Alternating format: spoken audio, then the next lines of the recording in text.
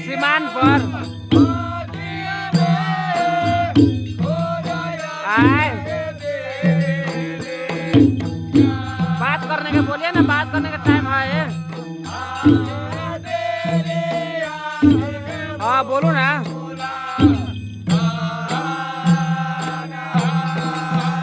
आए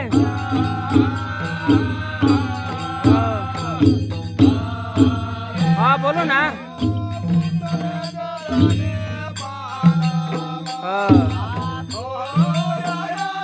अब तो घरे के जाके बातें बताएंगे,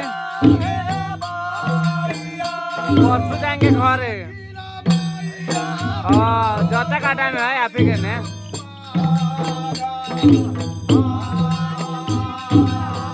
ठीक है ठीक।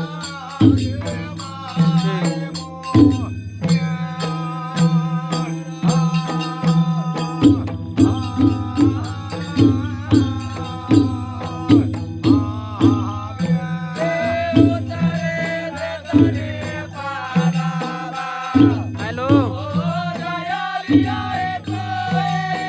हाँ हेलो दूसरा बोला ना। सीमान पर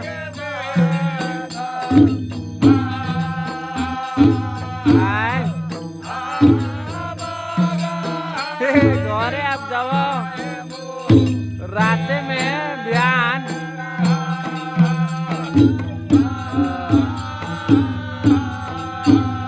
अभी न्यूटन पर आती तब सब ठीक है। ठीक है रह गए खाना पीना हो गलो